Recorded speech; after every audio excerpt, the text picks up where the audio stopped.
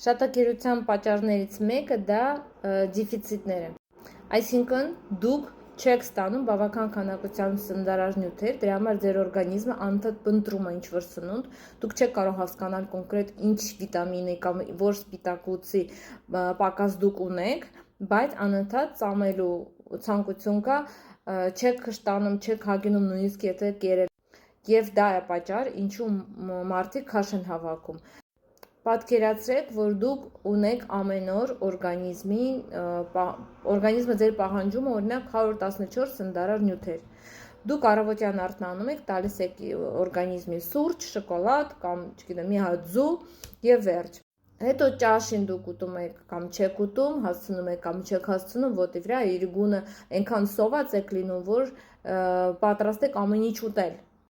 Իսկ եթե առավոտյան դուք ստանաք բավական քանակությամբ սննդարար նյութեր, ձեր օրգանիզմը օրվա ընթացքում ավելի հանգիստ կլինի։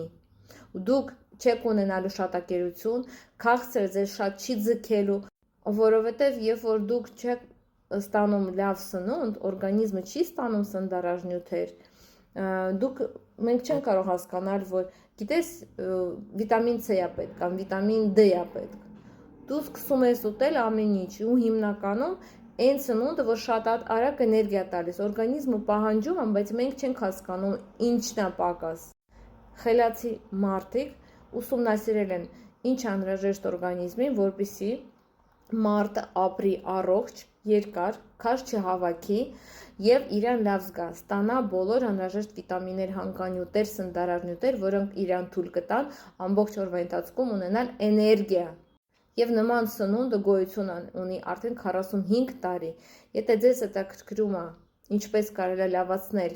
առողջությունը, ինքնազգացողություն, սնվել ավելի լիարժեք, բալանսավորված, ստանալ այդ վիտամինները, ստանալ այդ սնունդը եւ ազատվել շատակերությունից, գրեք ինձ անձնական նամակ, ես ձեզ կբացատրեմ ու կկազմեմ ծրագիր ձեր նպատակի համար։ Իսկ եթե դուք նիհարում եք ու փորձում եք ուղղակի քիչ ուտել, ձեզ մոտ անընդհատ լինելու է սով, անընդհատ մտքեր է լինելու սնունդի մասին ու անընդհատ լինելու է ճոճոնակի նման քաշը բարձրանալու է իջնելու, որովհետև հաճախ լինելու է շատակերություն,